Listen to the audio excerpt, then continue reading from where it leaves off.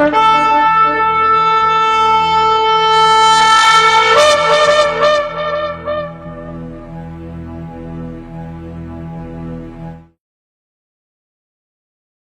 atah Yahweh Eloheinu melech haolam, asher bahar banu mikol amim, venatan lanu et torato.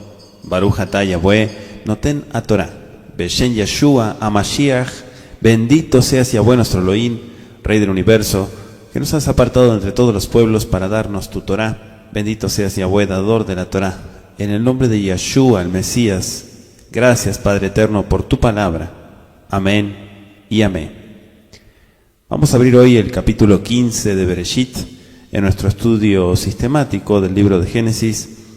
Hoy nos toca este capítulo 15 muy interesante y primeramente vamos a dar lectura para poder de alguna manera entender mejor cada uno de los puntos a destacar en nuestro estudio sistemático de Sefer Bereshit.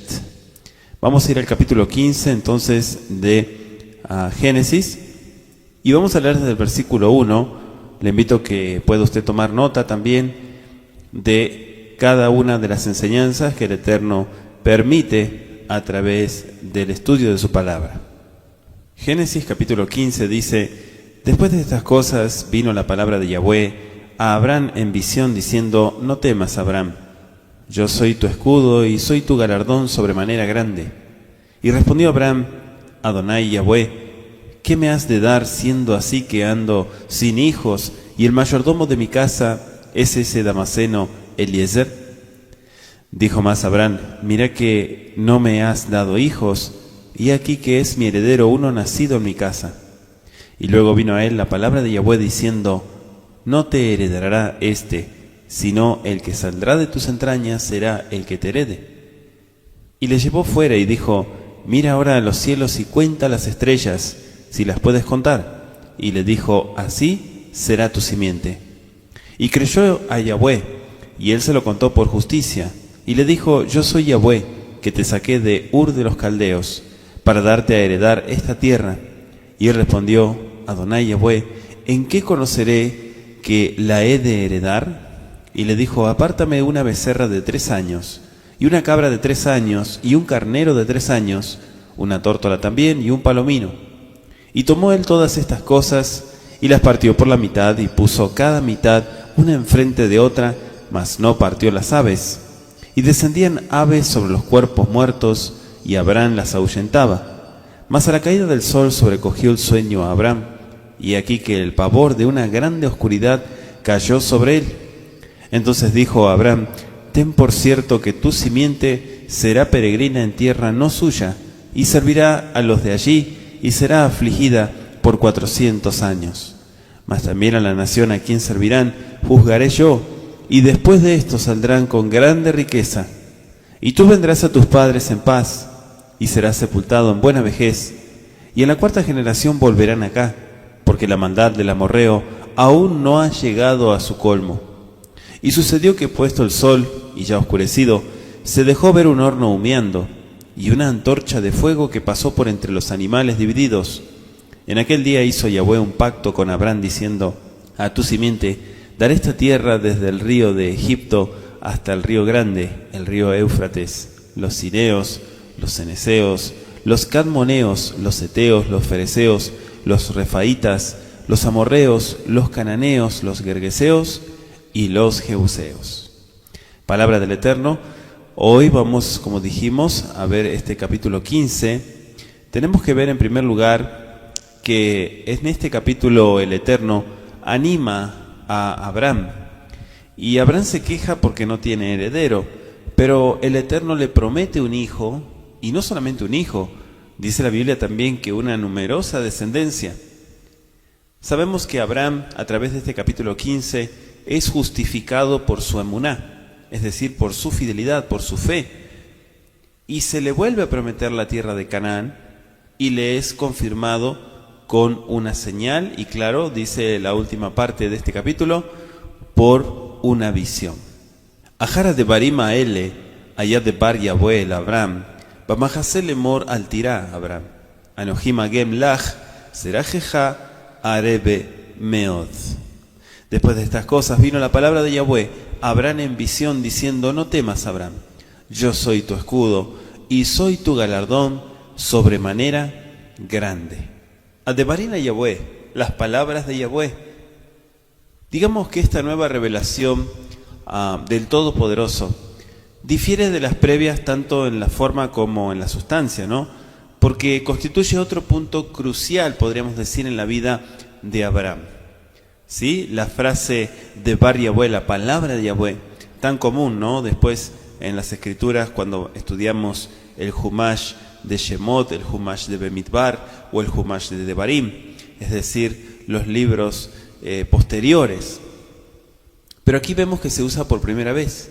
Y esta frase, inseparablemente relacionada, ¿no?, con la obra de los profetas, encuadra con exactitud, digamos, en la revelación a Abraham Avinu. Tanto más cuando que el Eterno mismo se refiere a Abraham como a un profeta.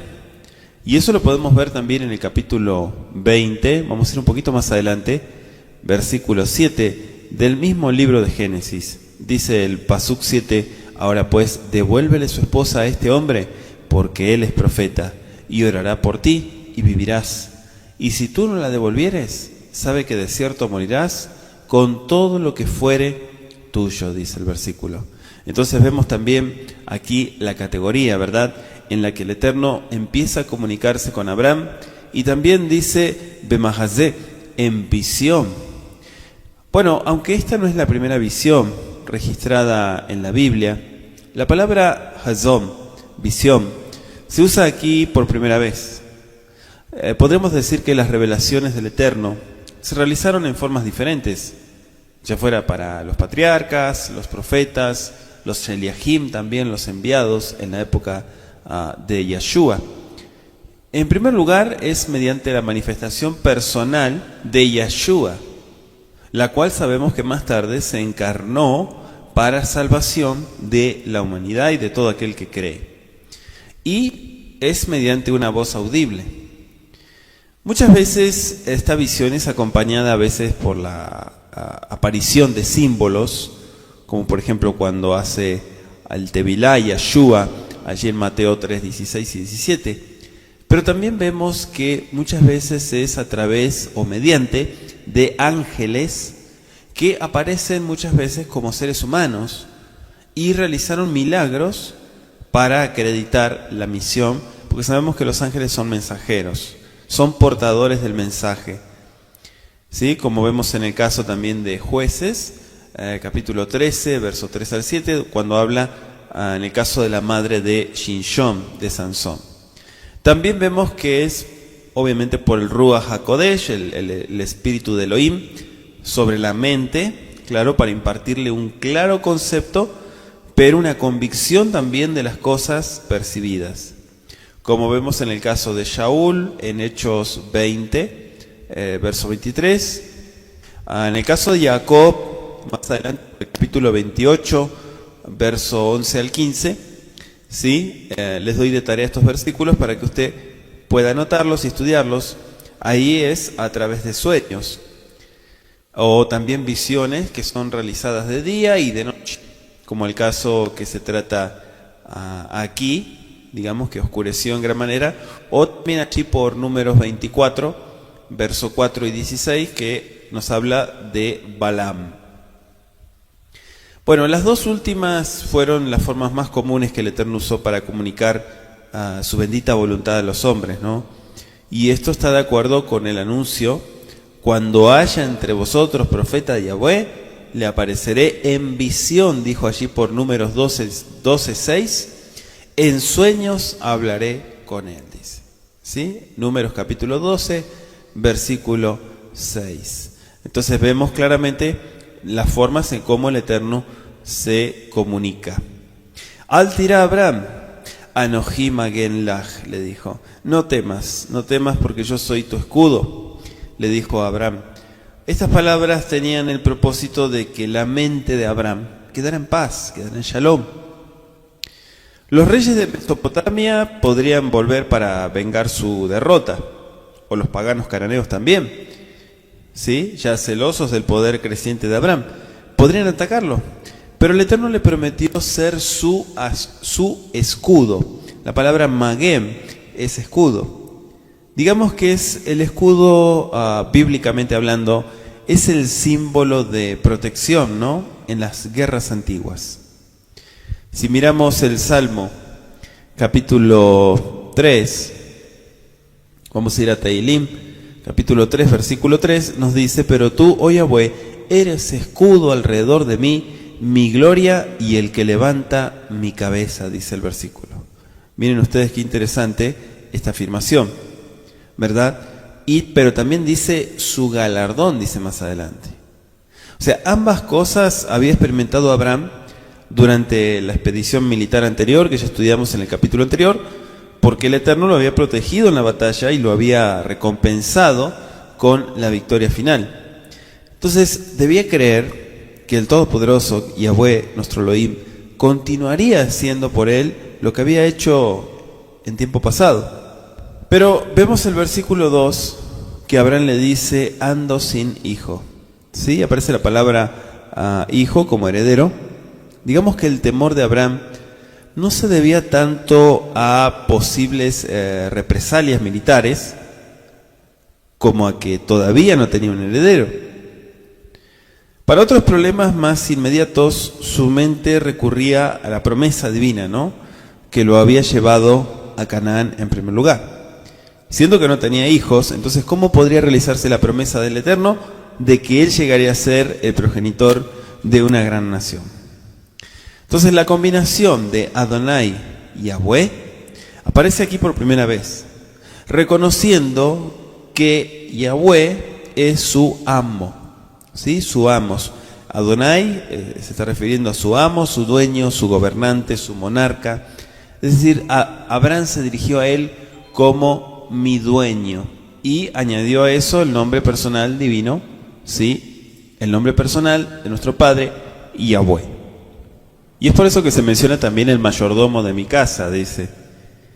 Bueno, hay registros muy mesopotámicos, sí, han ayudado mucho a entender. Entonces, digamos, era muy oscuro de entender. Y esos registros muestran que una pareja rica, uno de sus esclavos, va a ser el heredero de toda su propiedad, y que también los cuidaba en su ancianidad.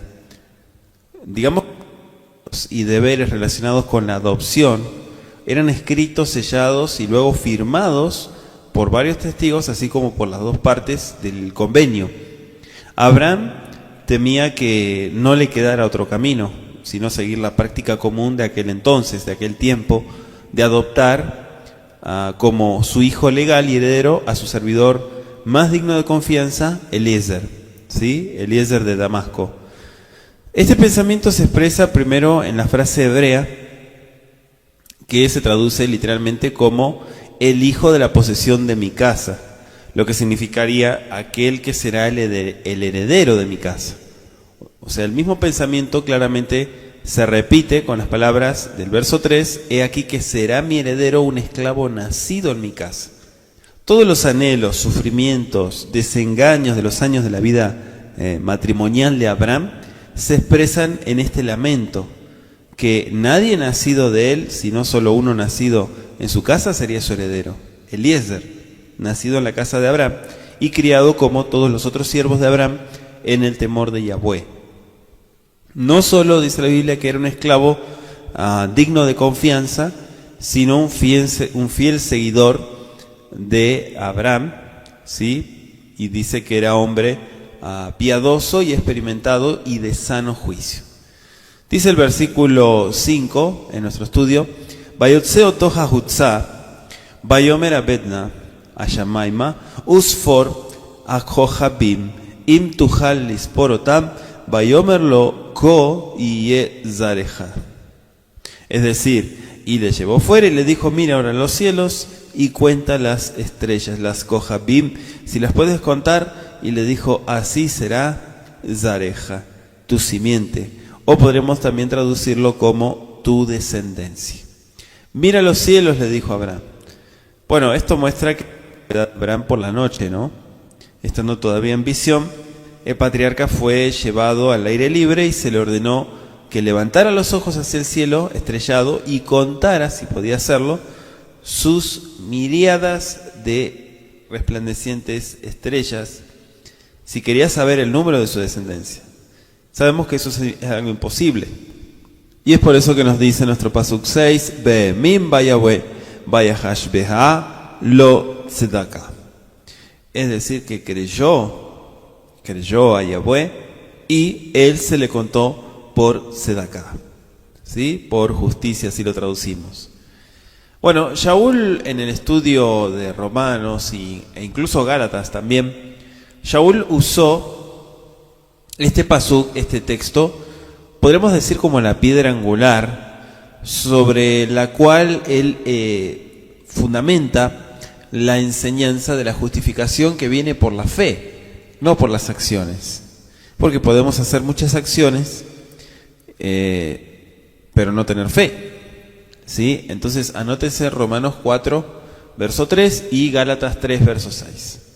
Digamos que aunque la posibilidad de que Abraham tuviera hijos había disminuido desde que el Eterno le diera la primera promesa, puesto que su edad ya había aumentado, pero no vaciló en aceptar la palabra que el Eterno, ¿sí?, de que así sería y que lo llevaría a cabo, y la forma verbal hebrea traducida como Emim, creyó, viene de la misma raíz de la palabra amén, ¿sí?, la cual destacamos nuestro deseo de que el Eterno oiga y realice nuestras oraciones.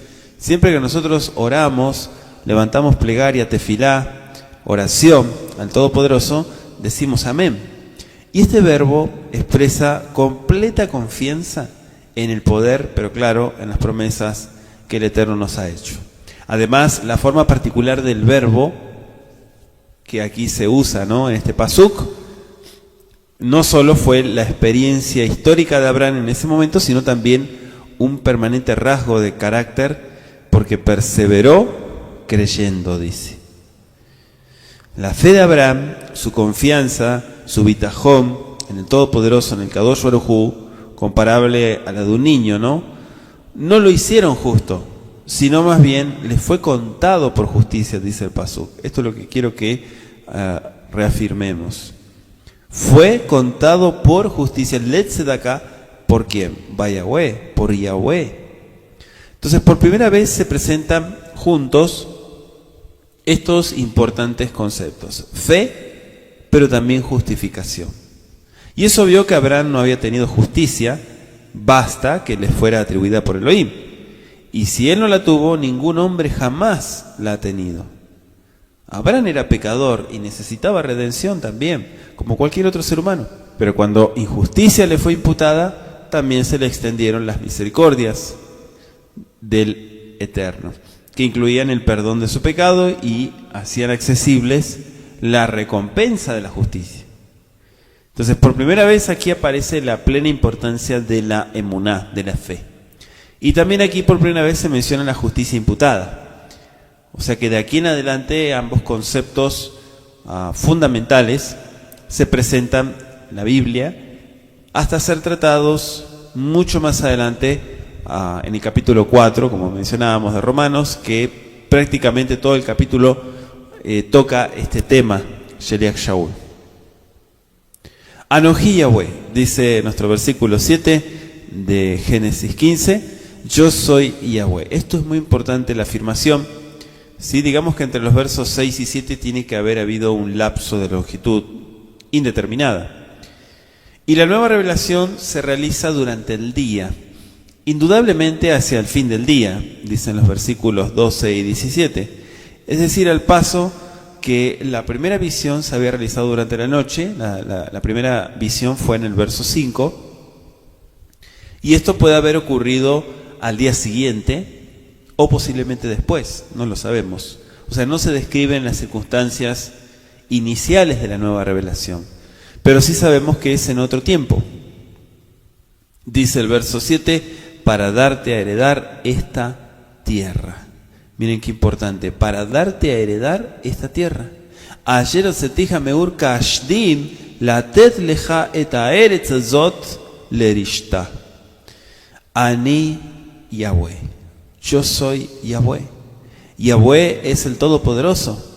Y por tercera vez, el Kadosh Baruj Hu, el Todopoderoso, le aseguró a Abraham que había de poseer toda la tierra de Canaán.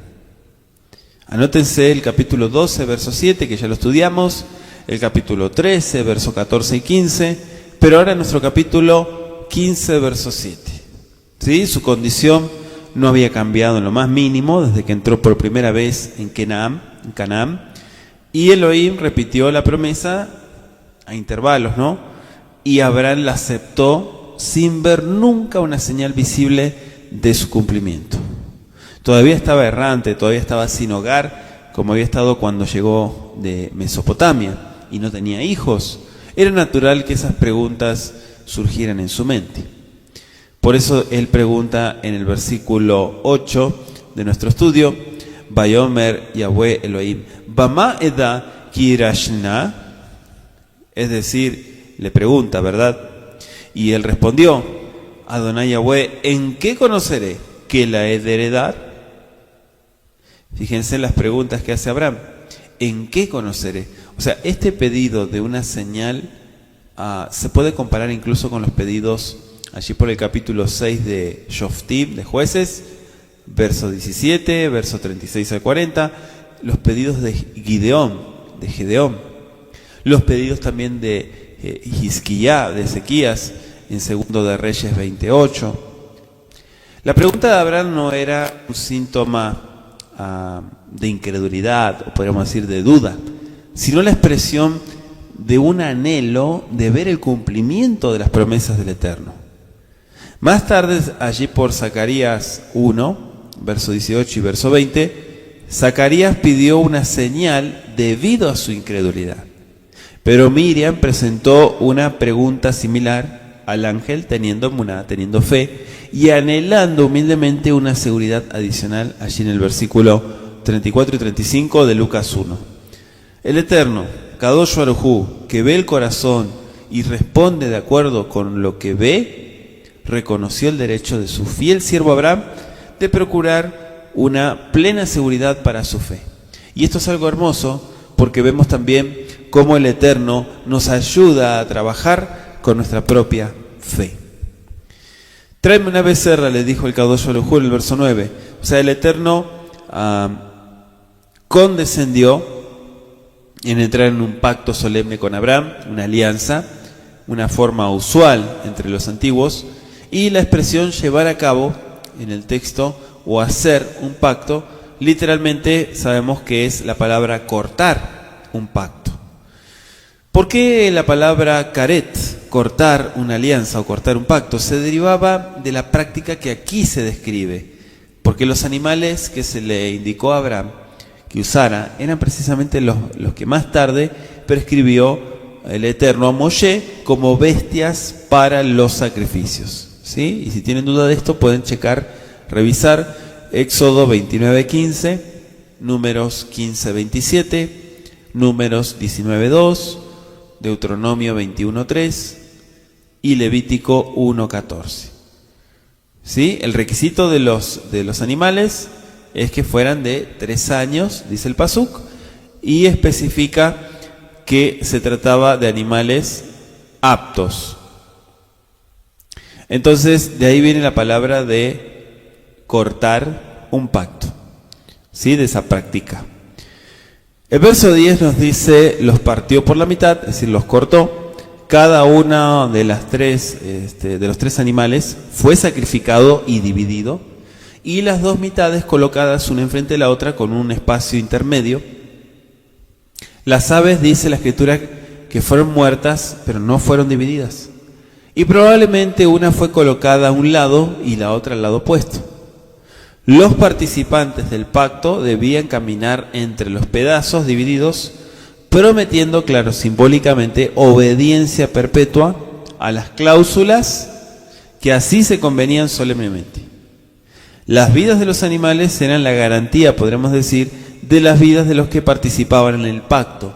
Y esa práctica continuó en vigencia durante muchos siglos, muchos años, porque incluso la encontramos utilizada en el tiempo de Jeremías, allí en Jeremías 34, versículo 18 y 19. Vamos a leerlo. Jeremías 34, verso 18 y 19.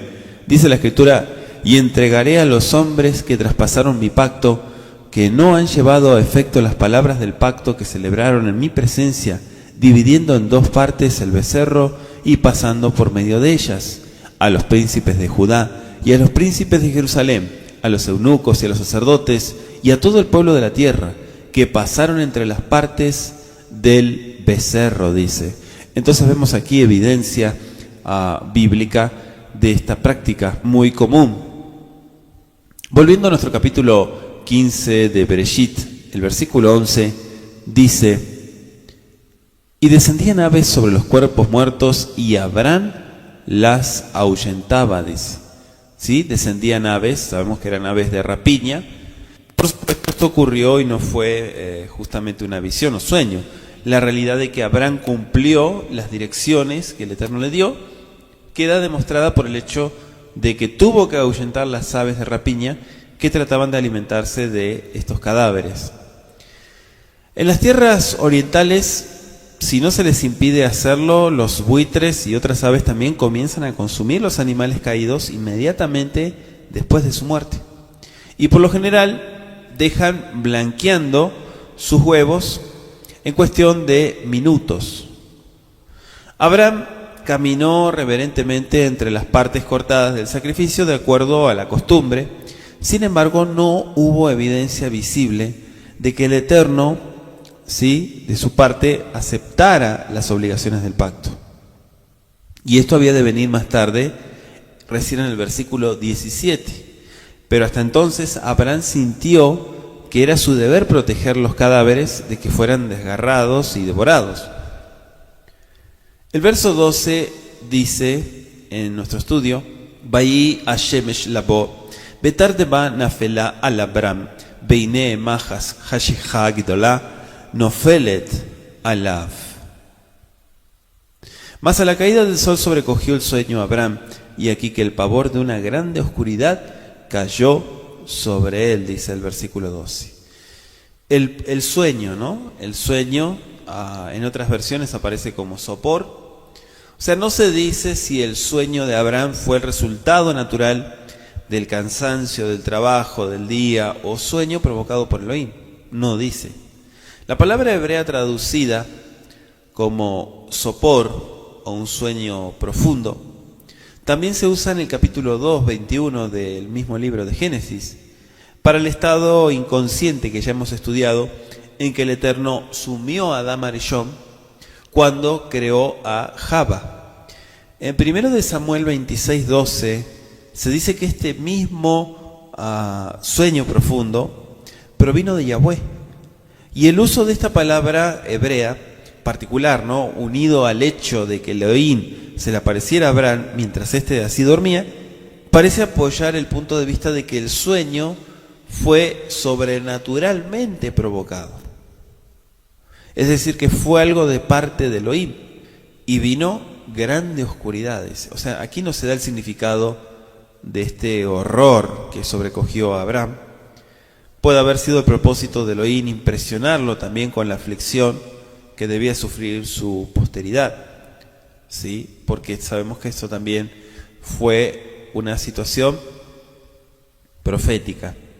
Ten por cierto, Abraham, este sueño, dice el verso 13, o quizá la visión, ¿no?, le aclaró a Abraham las promesas que le habían sido hechas previamente. Ahora revelada, le aclara que no podía esperar una posesión inmediata de Canaán, pero se presenta la seguridad de la promesa en la forma más fuerte de que es capaz el idioma hebreo.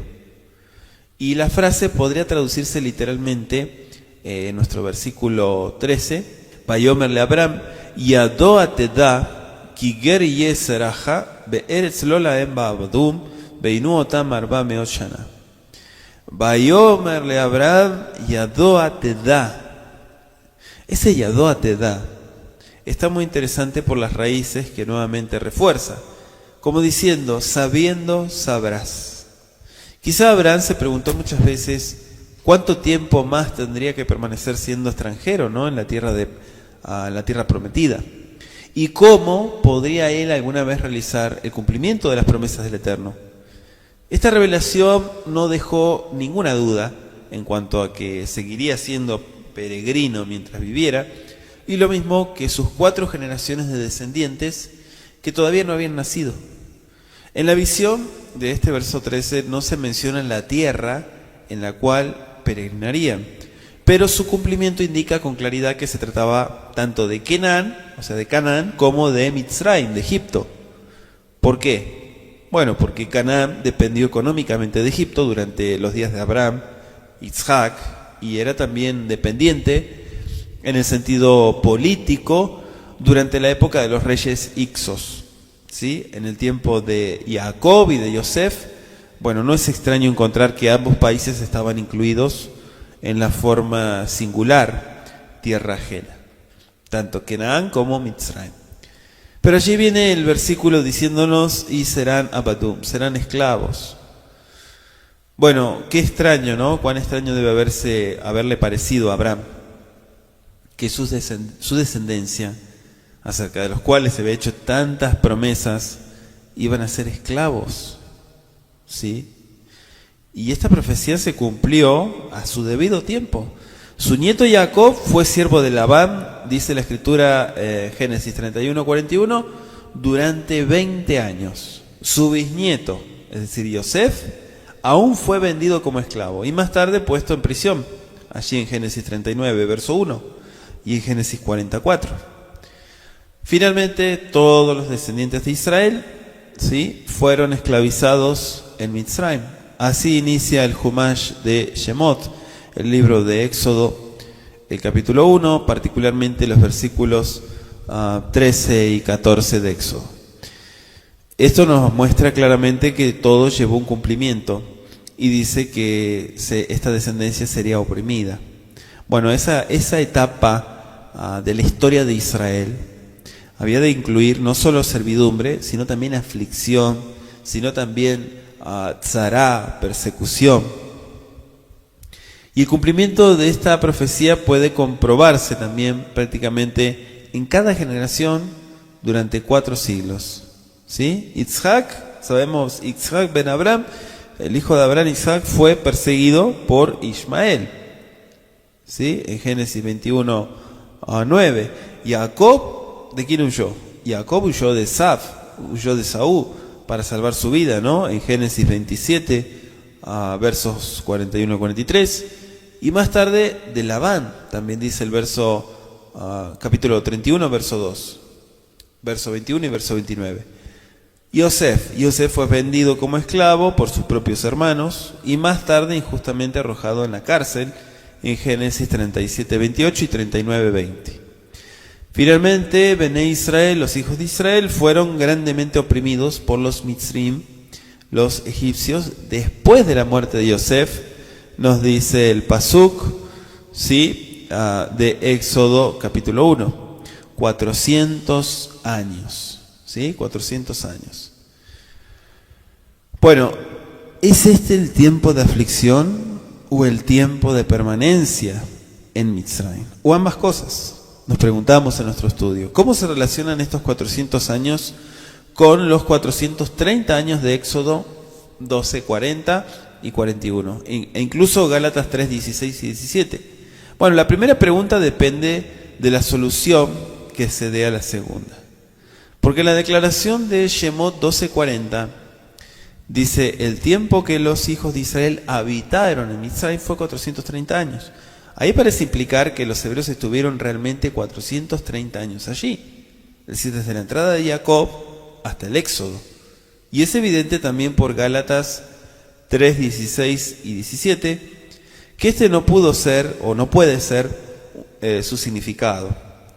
Allí se dice que la ley fue promulgada en el Sinaí 430 años después del pacto entre Elohim y Abraham. Entonces, si Shaul se refiere a la primera promesa hecha a Abraham en Harán, allí en el capítulo 12, verso 1 y 3 de Génesis, los 430 años comenzaron cuando Abraham tenía 75 años, ¿no? Los 400 años de aflicción entonces comenzarían a 30 años más tarde, cuando Abraham tenía 105 años y su hijo Isaac 5 años de edad. ¿Sí? Capítulo 21 de Génesis, verso 5. Entonces esto ocurriría por el tiempo cuando Ismael, que había nacido según la carne, perseguía a Isaac, al que había nacido según el espíritu. Las palabras que utiliza Gálatas 4:29, incluso Génesis 21, verso 9 al 11. El tiempo exacto desde el llamado de Abraham hasta la entrada de Jacob en Mitzrayim, en Egipto, fue de 215 años.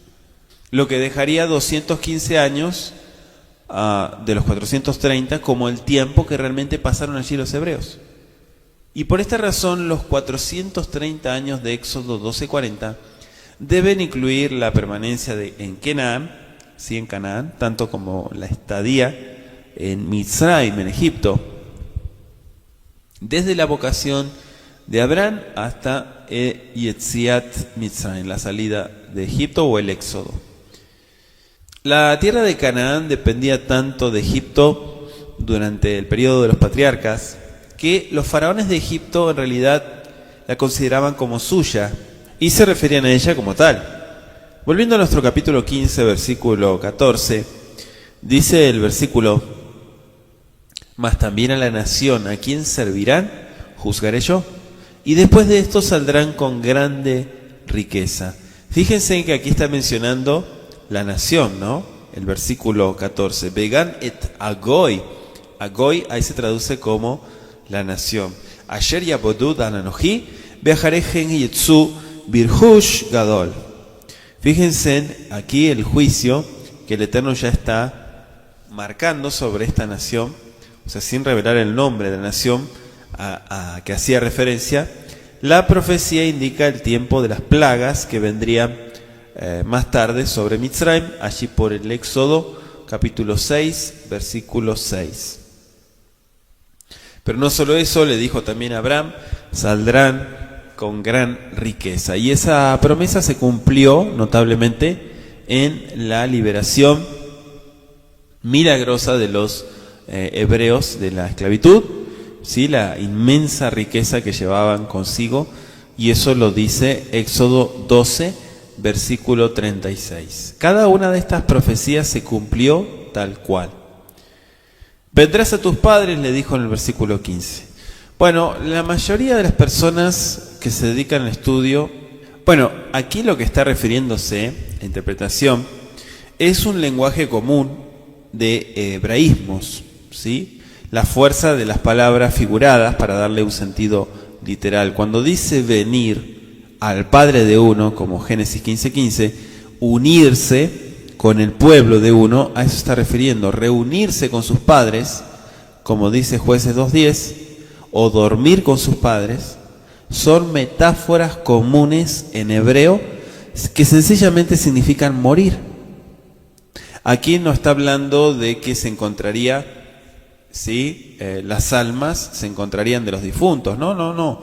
Aquí está hablando en un sentido metafórico.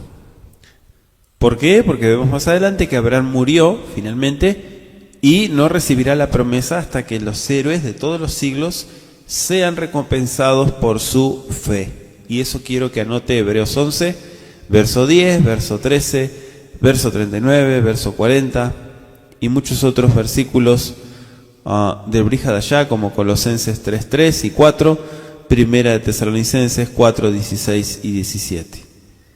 Será sepultado. Esto hace resaltar el punto de vista que acabamos de comentar, ¿no? Que no se le permitió a Abraham que su alma volaría al cielo o a algún otro lugar.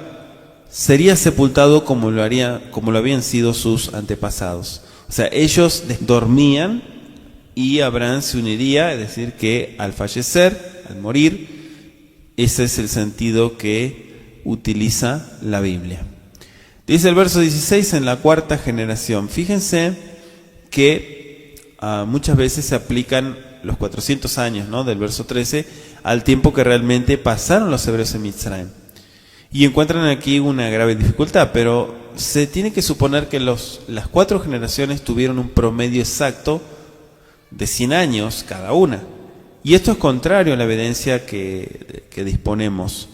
Sin embargo, Ahim, puesto que los 400 años del verso 13 se deben referir al tiempo que va desde Abraham hasta el Éxodo, y puesto que el tiempo que realmente pasó Israel en Mitzrayim fue, dijimos, solamente 215 años, o sea, no existe ninguna discrepancia entre esta profecía y el cumplimiento.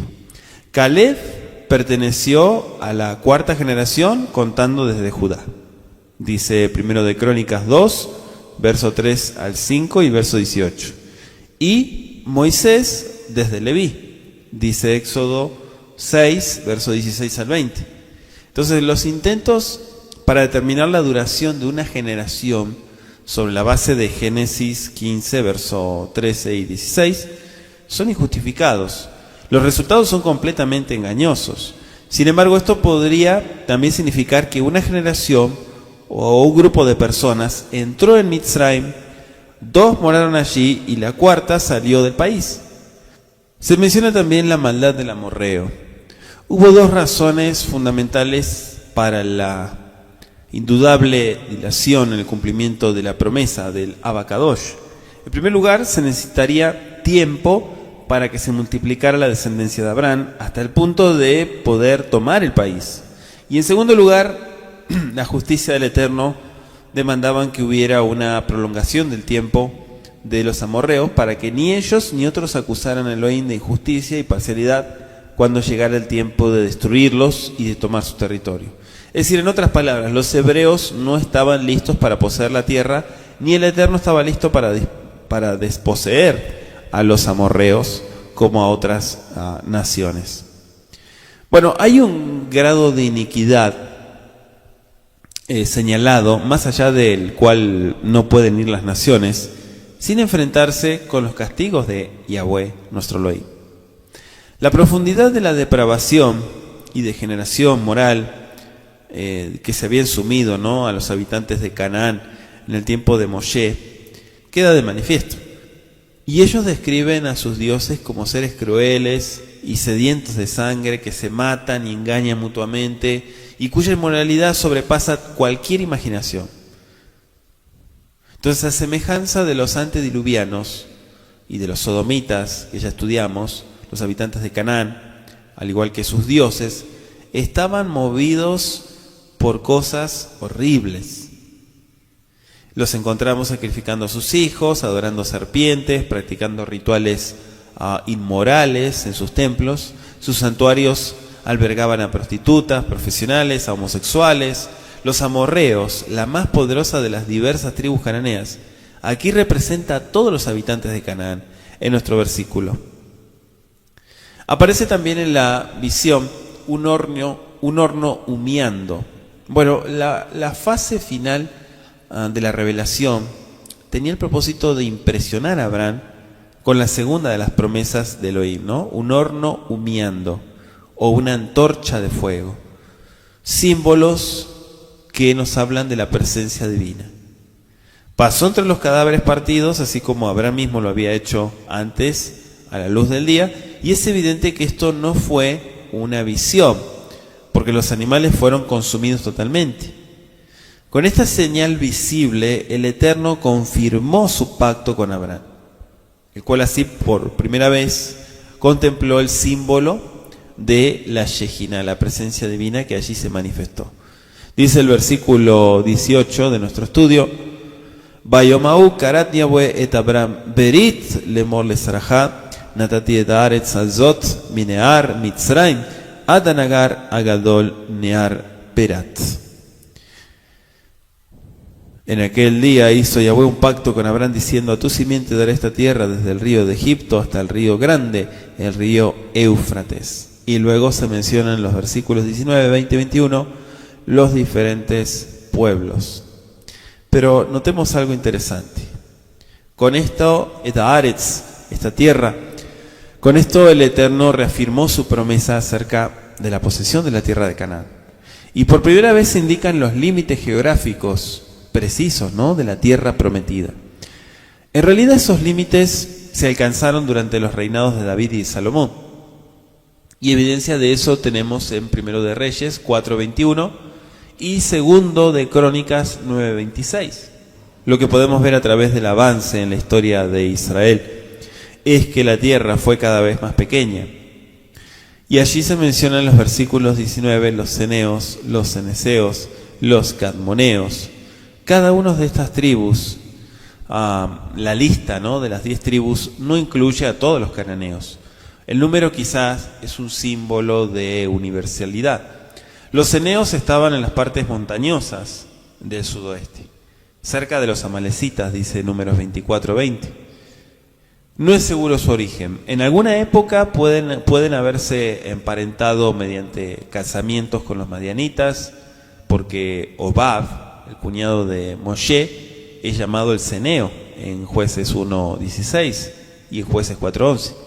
Y también madianita en Números 10:29. Pueden haber sido un grupo familiar de los madianitas, no lo sabemos, pero es la única evidencia que tenemos bíblica. Acerca de los ceneseos, no han sido identificados todavía. Algunos piensan que eran descendientes de Cenaz, el nieto de Esaú, allí en Génesis 36:15. Si esto es así, su mención aquí como una tribu necesariamente es profético, porque Esaú, el nieto de Abraham, no había nacido todavía. Esta idea es difícilmente aceptable. Los cadmoneos, no se los menciona en ninguna otra parte, no se puede determinar su origen tampoco. Su nombre, que significa los orientales, según la palabra hebrea, señala las regiones del este de Canaán como su morada. Se mencionan los versículos 20, los heteos, los fereceos, los refaitas, el verso 21 los amorreos. Para este grupo tribal y otros grupos similares mencionados, y los amorreos. Hasta aquí llegamos a nuestro estudio del capítulo 15, esperando que el Eterno dé bendición a su vida. Vamos a hacer una oración para agradecerle por este estudio. Bendito seas, Yahweh nuestro Elohim. Gracias te damos por la enseñanza que tú nos impartes, por el estudio del capítulo 15 de Génesis. Te pedimos, Boreolam, bendición en cada vida y cada corazón, y que podamos seguir aprendiendo a través del Humash Bereshit, este libro con tanto significado, Padre Eterno. Te agradezco por la oportunidad que nos das de escuchar tu palabra, tu consejo y tu enseñanza. Beshen Yeshua, Amashiach, amén y amén.